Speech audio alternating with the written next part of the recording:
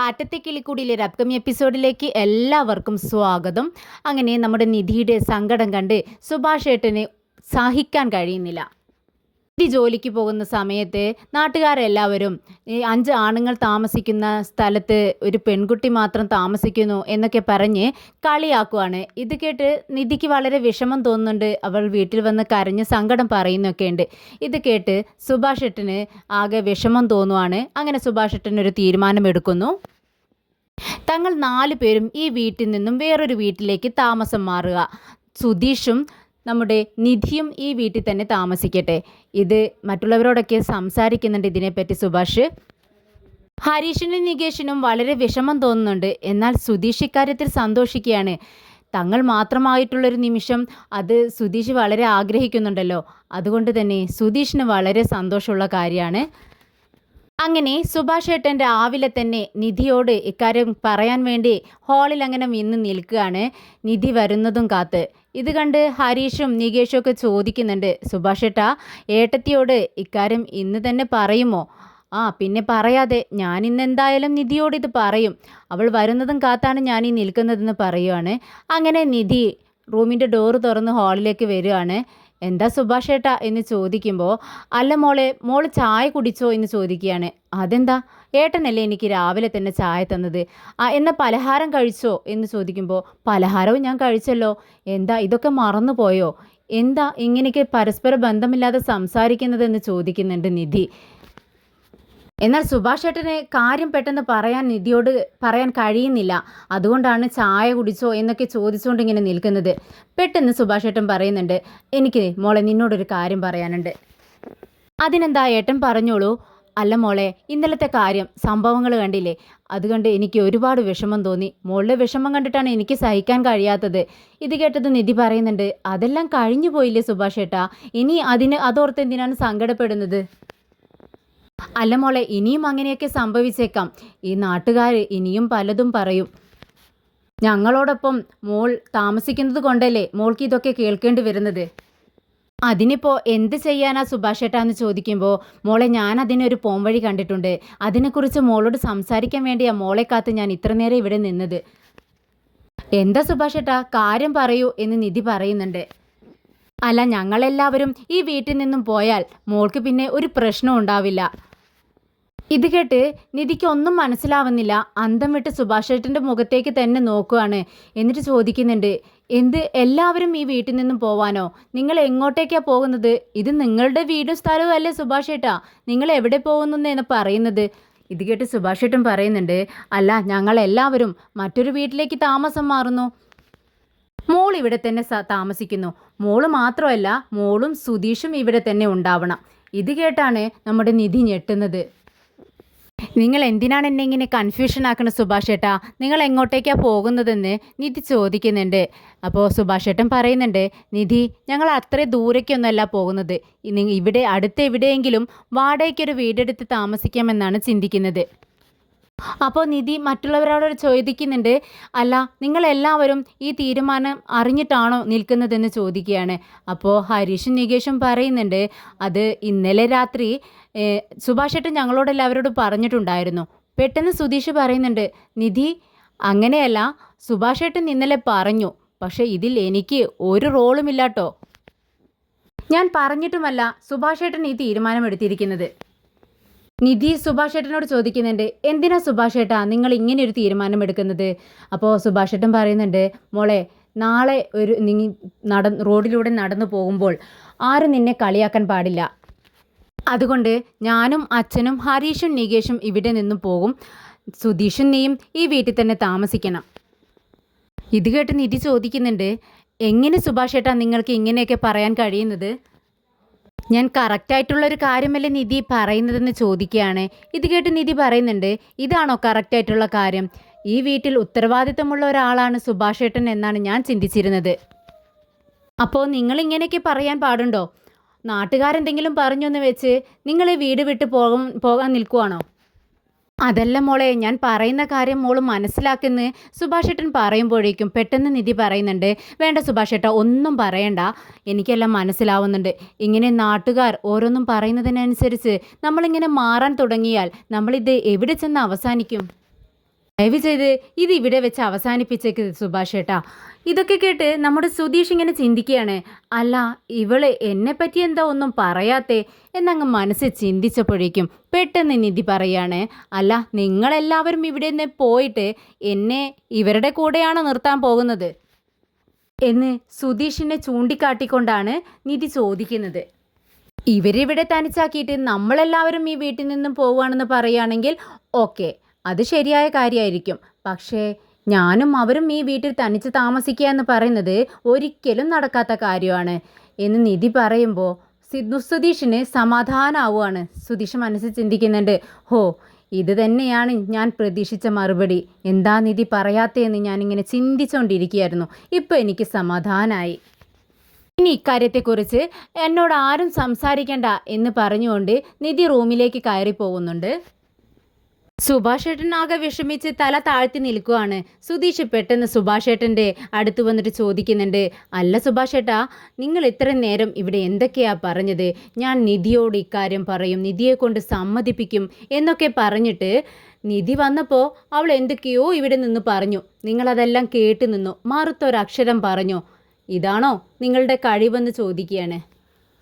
ഇത് കേട്ട് സുഭാഷേട്ടൻ പറയുന്നുണ്ട്, അതിന് സുധീഷെ അവളെ എന്നെ കൊണ്ട് എന്തെങ്കിലും പറയാൻ സമ്മതിക്കണ്ടേ, അതുകൊണ്ടല്ലേ ഞാൻ മിണ്ടാതെ നിന്നത്. ഇത് കേട്ട് സുധീഷ് പറയുന്നുണ്ട്, ഇതൊക്കെ എനിക്ക് മുൻകൂട്ടി അറിയാമായിരുന്നു. ഇക്കാര്യത്തിന് അവൾ സമ്മതിക്കില്ലെന്നും എനിക്കറിയാം. അതല്ലേ ഞാൻ നിങ്ങളോട് പറഞ്ഞത് ഇത് അവളോട് സംസാരിക്കേണ്ട കാര്യമില്ലാന്ന്. അപ്പോൾ നിങ്ങൾ പറഞ്ഞു അതെല്ലാം നിങ്ങൾ ഏറ്റെടുത്തോളാം, നിങ്ങൾ സമ്മതിപ്പിച്ചോളാം എന്ന്. ഇപ്പം കണ്ടില്ലേ, എൻ്റെ കൂടെ ഇയാളുടെ കൂടെയാണോ ഞാൻ താമസിക്കുന്നത്, അതിനെനിക്ക് പറ്റത്തില്ല എന്ന് പറഞ്ഞുകൊണ്ട് എന്നെ മാനം കെടുത്തിയിട്ടല്ലേ അവൾ ഇവിടെ നിന്നും പോയത്. ഇത് കേട്ട് സുഭാഷേട്ടൻ പറയുന്നുണ്ട്, അത് അവൾ അങ്ങനെ പറയുമെന്ന് ഞാൻ പ്രതീക്ഷിച്ചില്ല. പിന്നെ എങ്ങനെ പറയുമെന്ന് സുഭാഷേട്ടാ നിങ്ങൾ പ്രതീക്ഷിച്ചത്?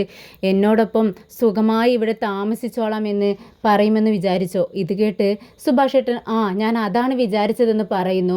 പെട്ടെന്ന് നികേഷ് പറയുന്നുണ്ട്, എന്തായാലും ഏട്ടത്തി സമ്മതിച്ചില്ലല്ലോ, എനിക്ക് സന്തോഷമായി. ഇന്നലെ എനിക്ക് ഉറക്കം വന്നതേയില്ല. ഇനി നിധിയേട്ടത്തി നമ്മളോട് ഇവിടെ നിന്ന് പോയിക്കോളാൻ പറയുമോ എന്ന് പ്രതീക്ഷിച്ച്. എന്തായാലും ഏട്ടത്തി അങ്ങനെ പറഞ്ഞില്ലല്ലോ, എനിക്ക് സമാധാനമായി എന്ന് പറയുമ്പോൾ സുധീഷ് പറയുന്നുണ്ട്, ഓ നിനക്ക് സമാധാനമായല്ലോ, നിന്റെ കാര്യം നടന്നു. നിനക്ക് നിന്റെ ഏട്ടത്തിയെ മാത്രം മതിയല്ലോ. എൻ്റെ ജീവിതം എങ്ങനെ ആയാലും നിങ്ങൾക്ക് ആർക്കും ഒരു കുഴപ്പമില്ല. ഇത് കേട്ട് സുഭാഷേട്ടൻ എന്തോ പറയാനായിട്ട് തുടങ്ങുന്ന സമയത്ത് കൈകൂപ്പിക്കൊണ്ട് സുധീഷ് പറയുന്നുണ്ട്, വേണ്ട സുഭാഷേട്ടാ, ഒന്നും പറയണ്ട. എനിക്ക് നിങ്ങൾ പറഞ്ഞതോടത്തോളം തന്നെ എനിക്ക് മതിയായിട്ട് നിൽക്കുക. ഞാൻ പോവാണെന്നും പറഞ്ഞ് സുധീഷ് അവിടെ നിന്നും ഇറങ്ങി പോകുന്നുണ്ട്. കുറച്ച് സമയം കഴിഞ്ഞതും സുധീഷ് തൻ്റെ തുണികളെല്ലാം അലക്കാൻ വേണ്ടി എടുത്തുകൊണ്ട് വരുവാണ്. അപ്പോഴാണ് ഹരീഷ് വിഷമത്തോടെ ഇരിക്കുന്നത് കാണുന്നത്. സുധീഷ് ഹരീഷിൻ്റെ അടുത്തേക്ക് ചെല്ലുന്നുണ്ട്. എന്ത് പറ്റിയടാ, നിൻ്റെ നീതുവിനെ ആലോചിച്ചുകൊണ്ടിരിക്കുകയാണോ? അവൾക്ക് എന്താ സംഭവിച്ചതെന്ന് ചിന്തിക്കുകയാണോ എന്ന് ചോദിക്കുമ്പോൾ അതെ എന്ന് ഹരീഷ് പറയാണ്. ഞാൻ അത് തന്നെയാണ് ചിന്തിച്ചുകൊണ്ടിരിക്കുന്നത്. ഇന്നലെ ഇവിടെ നടന്ന സംഭവങ്ങളൊക്കെ ആലോചിക്കുമ്പോൾ എനിക്ക് അവളെക്കുറിച്ച് ഒരുപാട് ബഹുമാനവും അഭിമാനവും ഒക്കെ തോന്നുവാണ്. ഇത്രയും നാൾ ഞാൻ അവളെ ഇഷ്ടപ്പെട്ടിരുന്നു, പക്ഷേ ഇപ്പോൾ ഞാൻ അവളെ ശരിക്കും ബഹുമാനിക്കുകയാണ് ചെയ്യുന്നത്. ഇത് കേട്ട് സുധീഷ് ചോദിക്കുന്നുണ്ട്, ആഹാ അങ്ങനെയാണോ? അതിന് മാത്രം ഇപ്പോൾ എന്താ ഉണ്ടായത്? അപ്പോൾ ഹരീഷ് പറയുന്നുണ്ട്, അത് ഇന്നലെ നീ കേട്ടതല്ലേ, അവൾ അവളുടെ വീട്ടുകാരെ സപ്പോർട്ട് ചെയ്യാതെ നമ്മളെയല്ലേ സപ്പോർട്ട് ചെയ്തത്. അതിൽ നിന്ന് തന്നെ നമ്മളോട് അവൾക്കുള്ള സ്നേഹത്തെക്കുറിച്ച് മനസ്സിലാക്കാൻ കഴിയുന്നതല്ലേ. ഇത് കേട്ട് സുധീഷ് പറയുന്നുണ്ട്, എനിക്ക് മനസ്സിലാവുന്നുണ്ട്. ഞാനിങ്ങനെ ചിന്തിക്കുകയായിരുന്നു, അവൾ എന്ത് കണ്ടിട്ടാ നിന്നെ ഇങ്ങനെ സ്നേഹിക്കുന്നത്. ഇത് കേട്ട് ഹരീഷ് പറയുന്നുണ്ട്, അതെ നിനക്ക് അസൂയ, എന്നോട് അസൂയ. നീ നിധിയേട്ടത്തിയുടെ പിറകെ എന്ന് നടക്കൽ തുടങ്ങിയതാ, എന്നിട്ട് ഒന്ന് മൈൻഡ് ചെയ്യുക പോലും ചെയ്യുന്നില്ലല്ലോ. അതിൻ്റെ അസൂയ, എനിക്ക് നല്ലത് വരുമ്പോഴുള്ള അസൂയല്ലേ, എനിക്ക് മനസ്സിലാവുന്നുണ്ടെന്ന് ഹരീഷ് പറയുകയാണ്. ഓ പിന്നെ നീ ഒന്ന് പോടാ എന്ന് സുധീഷ് പറയുകയാണ്. കുറച്ചു നേരം മിണ്ടാതിരുന്നതിന് ശേഷം ഹരീഷ് വീണ്ടും പറയുന്നുണ്ട്, സുധീഷേട്ടാ എനിക്ക് അവളെ കാണാൻ തോന്നുന്നു, എനിക്ക് ഇപ്പം തന്നെ അവളെ കാണണം. ആരെ കാണണമെന്ന്? നീതുവിനെ കാണണമെന്നാണ് ഞാൻ പറയുന്നത്. കാണണമെങ്കിൽ നീ പോയി കാണ്. അത് കേട്ട് ഹരീഷ് പറയുന്നുണ്ട്, അതെങ്ങനെ കാണാനാ? അവളവിടെ പൂട്ടിയിട്ടിരിക്കുകയല്ലേ, എനിക്ക് അവിടെ പോയി കാണാൻ പറ്റത്തില്ല. ശരിയെങ്കിൽ നീ വിളിക്ക്. അപ്പോൾ ഹരീഷ് പറയുന്നുണ്ട്, അതിന് അവളുടെ കയ്യിൽ ഫോണില്ലല്ലോ. ഇന്നലെ രാത്രി തന്നെ അവളുടെ അച്ഛൻ്റെ ഫോണിൽ നിന്നാണ് എനിക്ക് വിളിച്ചത്. എനിക്ക് ഇപ്പം തന്നെ അവളെ കാണണം. ഇത് കേട്ട് സുധീഷ് ചോദിക്കുന്നുണ്ട്, നിനക്ക് പെട്ടെന്ന് തന്നെ അവളെ കാണണോ? ആ വേണം ഏട്ടാ. ആ എന്നാ വാ നമുക്ക് കാണാം എന്ന്. ഇത് കേട്ട് ഹരീഷിന് വളരെ സന്തോഷമാവുകയാണ്. ഇപ്പം തന്നെ കാണാൻ പറ്റുമോ എന്ന് ഹരീഷ് സംശയത്തോടെ ചോദിക്കുകയാണ്. പിന്നെ എന്താടാ, കാണണമെന്ന് തോന്നുമ്പോൾ അപ്പം തന്നെ കാണണം, ഉടനെ തന്നെ. വാ എഴുന്നേൽക്ക്, നമുക്ക് പോവാം. എന്നാൽ ശരി, ഞാനിൻ്റെ ഈ ഷർട്ടൊന്ന് മാറ്റട്ടെ എന്ന് ഹരീഷ് ചോദിക്കുകയാണ്. ഏയ് വേണ്ട വേണ്ട, ഈ ഷർട്ടിന് എന്താടാ ഒരു കുഴപ്പം, അടിപൊളിയല്ലേ. പിന്നെ ഷർട്ട് മാറ്റട്ടെ പാൻറ് മാറ്റട്ടെ എന്നൊക്കെ പറഞ്ഞു നിന്നാലേ ശരിയാവത്തില്ല. കാണാൻ തോന്നിയ ഉടനെ തന്നെ കാണണം. നിനക്ക് എപ്പോഴെങ്കിലല്ലേ ഇങ്ങനെയുള്ള ആഗ്രഹങ്ങളൊക്കെ തോന്നാറുള്ളൂ. നീ വാടാ എന്ന് പറഞ്ഞുകൊണ്ട് നടക്കുന്നതിനിടയിൽ സുധീഷ് പറയുന്നുണ്ട്, നീ വണ്ടിയിൽ കയറിക്കോ, അപ്പോഴേക്കും ഞാൻ എൻ്റെ ഷർട്ടൊന്ന് മാറ്റിയിട്ട് വരാം എന്ന് പറഞ്ഞുകൊണ്ട് സുധീഷ് അകത്തേക്ക് കയറി തൻ്റെ ഷർട്ടൊക്കെ മാറ്റിയിട്ട് വരികയാണ്. അപ്പോഴേക്കും ഹരീഷ് ബൈക്ക് എടുക്കുന്നുണ്ട്. ഹരീഷ്, നിനക്ക് വണ്ടി എടുക്കണോ എന്ന് സുധീഷിനോട് ചോദിക്കുമ്പോൾ എൻ്റെ കയ്യിൽ ലൈസൻസ് ഇല്ലല്ലോ എന്ന് പറയുന്നു. ഓ ഞാനതങ്ങ് മറന്നുപോയി എന്ന് പറഞ്ഞുകൊണ്ട് രണ്ടുപേരും ബൈക്കിൽ കയറി പോവുകയാണ്. നീതുവിൻ്റെ വീടെത്തുന്നതിന് കുറച്ച് മുൻപായി ഹരീഷ് വണ്ടി നിർത്തുന്നുണ്ട്. നീ എന്താ ഇവിടെ നിർത്തിയതെന്ന് ചോദിക്കുന്നു. ഏയ് കുറച്ച് അപ്പുറത്തല്ലേ അവളുടെ വീട്, ഇവിടെ നിർത്താമെന്ന് പറഞ്ഞുകൊണ്ട് ഹരീഷും സുധീഷും കൂടെ വണ്ടിയിൽ നിന്ന് ഇറങ്ങുവാണ്. എന്നാ വാ നമുക്ക് പോവാമെന്ന് പറഞ്ഞുകൊണ്ട് ഹരീഷിൻ്റെ കൈ പിടിച്ചുകൊണ്ട് സുധീഷ് അങ്ങ് നടക്കാനായിട്ട് നോക്കുവാണ്. പെട്ടെന്ന് കുതിരമാറിക്കൊണ്ട് ഹരീഷ് പറയുന്നുണ്ട്, ദേ പറ്റില്ല. അതെന്താടാ പറ്റത്തില്ലെന്ന്, നിനക്കല്ലേ കാണണമെന്ന് പറഞ്ഞത്, അവിടേക്ക് ചെന്നാലല്ലേ കാണാൻ പറ്റൂ. പിന്നെ അതൊന്നും പറ്റത്തില്ല, അവിടെ ആരെങ്കിലുമൊക്കെ കാണും. എന്നാൽ ശരി, നീ ഫോൺ ചെയ്ത് അവളോട് ഇങ്ങോട്ടേക്ക് വരാൻ പറ. അപ്പോഴാണ് പെട്ടെന്ന് ഹരീഷ് പറയുന്നത്, എത്ര വട്ടം പറയണം, അവളുടെ കയ്യിൽ ഫോണില്ല. ഓ ഞാനതങ്ങ് മറന്നുപോയി. ഇനിയിപ്പോൾ അവളെ കാണാൻ എന്താ ഒരു വഴി എന്നിങ്ങനെ സുധീഷ് ചിന്തിച്ചുകൊണ്ടിരിക്കുമ്പോൾ പെട്ടെന്നാണ് ഓട്ടോ ഓടിച്ചുകൊണ്ട് അവളുടെ അച്ഛൻ അവിടെ വന്നിറങ്ങുന്നത്. ഹരീഷ് സുധീഷിൻ്റെ കൈ പിടിച്ചുകൊണ്ട് ഒരു കടയ്ക്ക് പിറകിലേക്ക് അങ്ങ് ഓടി മറഞ്ഞു നിൽക്കുകയാണ്.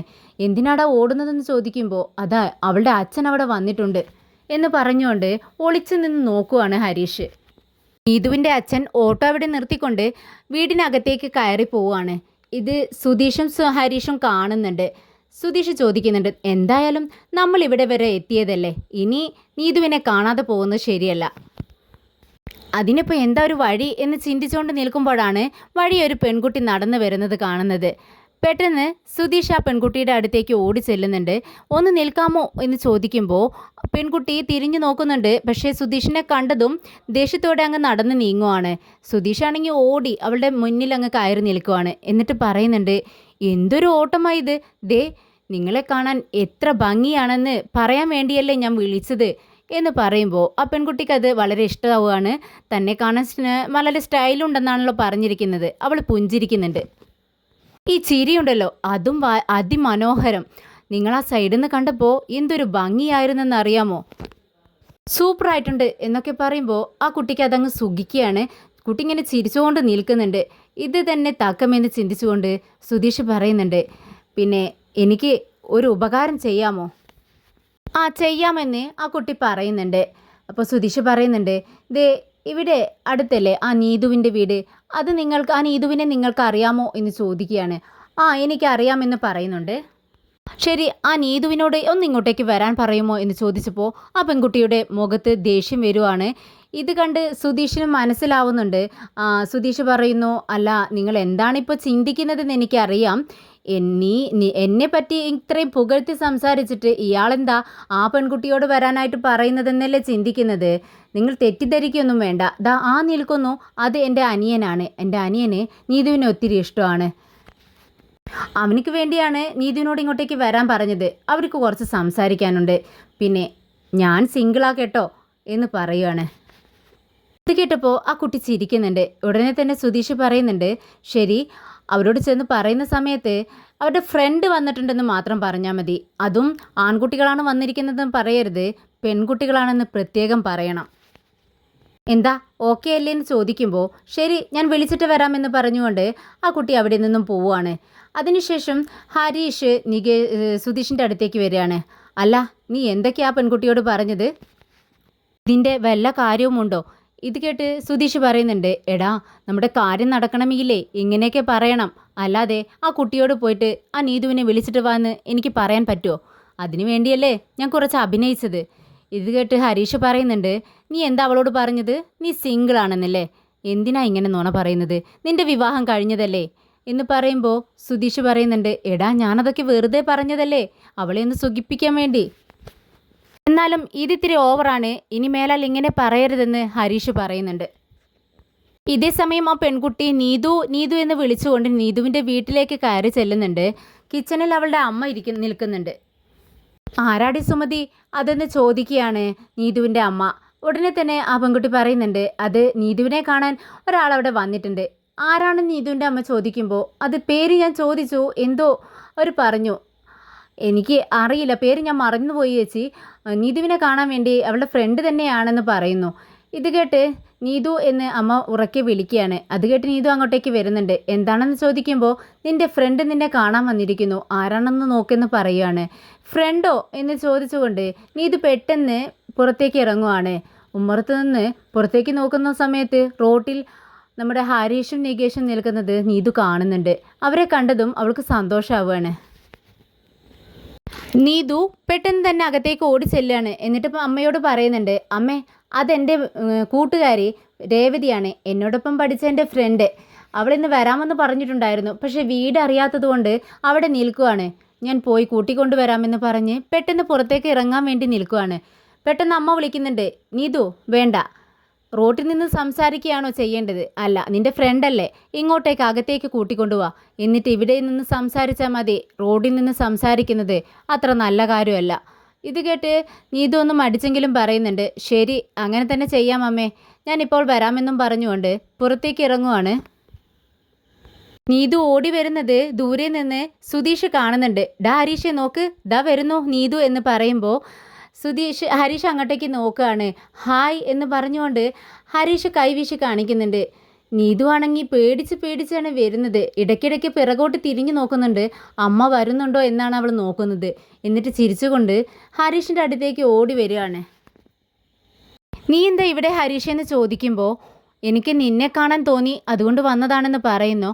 നിനക്ക് സുഖമല്ലേ എന്ന് ചോദിക്കുമ്പോൾ, എനിക്ക് കുഴപ്പമൊന്നുമില്ല, ഞാൻ സുഖമായിട്ടിരിക്കുന്നു. നീ ഓക്കെ അല്ലേ, വീട്ടിൽ പ്രശ്നമൊന്നും ഇല്ലല്ലോ എന്ന് ഹരീഷ് വീണ്ടും ചോദിക്കുന്നുണ്ട്. അതൊന്നും പ്രശ്നമില്ല, ഓക്കെ ആണെന്ന് നീതു പറയുമ്പോൾ ഇത് കേട്ട് സുധീഷ് ചിരിക്കുകയാണ്. വായ്പൊത്തി ചിരിക്കുന്ന സുധീഷിനെ കണ്ടിട്ട് നീതു ചോദിക്കുന്നുണ്ട്, എന്തിനാ ഇവരെയും കൊണ്ട് നിങ്ങൾ ഇങ്ങോട്ടേക്ക് വന്നത്? നീതു ഇങ്ങനെ ചോദിക്കുന്നത് കേട്ട് സുധീഷിന് ഒട്ടും ഇഷ്ടപ്പെട്ടില്ല. ദേഷ്യത്തോടെ അങ്ങോട്ടേക്ക് വന്ന് ഹരീഷിൻ്റെ തോളിലൂടെ കൈയിട്ടുകൊണ്ട് പറയുന്നുണ്ട്, ദേ ഇവൻ തനിച്ച് വന്നിരുന്നെങ്കിലേ ഇപ്പോൾ ഇവിടെ നിന്ന് അങ്ങ് കുറച്ചു നേരം കഴിഞ്ഞാൽ വീട്ടിലേക്ക് തിരിച്ചു പോയേനെ. ഞാനുണ്ടായത് കൊണ്ടാ വഴിയെ പോകുന്ന ഒരു പെൺകുട്ടിയെ വിളിച്ച് നിന്നെ കൂട്ടിക്കൊണ്ട് വരാൻ പറഞ്ഞത്. ഇത് കേട്ട് നീതു പറയുന്നുണ്ട്, ഓ ഒത്തിരി താങ്ക്സ്, ഞങ്ങൾക്ക് കുറച്ച് പേഴ്സണലായിട്ട് സംസാരിക്കാനുണ്ട്, നിങ്ങൾക്കൊന്ന് മാറി നിൽക്കാമോ എന്ന് ചോദിക്കുകയാണ്. ഓ അതിനെന്താ, സംസാരിക്കുക എന്ന് പറഞ്ഞുകൊണ്ട് സുധീഷ് അവിടെ നിന്നും മാറി നിൽക്കുന്നുണ്ട്.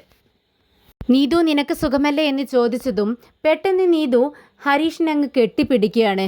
ഹരീഷിന് എന്ത് ചെയ്യണമെന്ന് അറിയുന്നില്ല.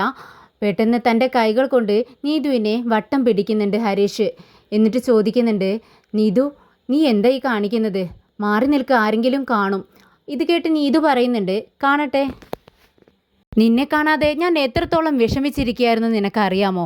എൻ്റെ കയ്യിൽ ഫോണില്ല, നിന്നെ വിളിക്കാനും പറ്റത്തില്ല, നിന്നെ കാണാനും കഴിയുന്നില്ല, എനിക്ക് ഭ്രാന്ത് പിടിച്ചതുപോലെ ഇരിക്കുകയായിരുന്നു, എനിക്ക് സൂയിസൈഡ് ചെയ്യണമെന്ന് പോലും ഞാൻ ചിന്തിച്ചു.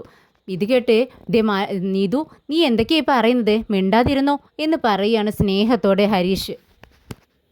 പെട്ടെന്നാണ് നീതുവിൻ്റെ ചേട്ടൻ ബൈക്കിലൂടെ അതിലെ വരുമ്പോൾ ഈ സീൻ കാണുന്നത്. നമ്മുടെ ഹരീഷിൻ്റെ നെഞ്ചിലങ്ങനെ ചാഞ്ഞു കിടക്കുവാണ് നീതു. ദേഷ്യത്തോടെ ബൈക്ക് അവിടെ നിർത്തിക്കൊണ്ട് നീതുവിൻ്റെ ചേട്ടൻ ഓടി വന്ന് നീതുവിനെങ്കിലും വലിച്ചു മാറ്റിക്കൊണ്ട് നീതുവിൻ്റെ കവിളത്തൊന്നങ്ങ് കൊടുക്കുവാണ്. ഏയ് നീ എന്താ ഈ കാണിക്കുന്നത്? ഹരീഷ് ദേഷ്യത്തോടെ ചോദിക്കുന്നുണ്ട്.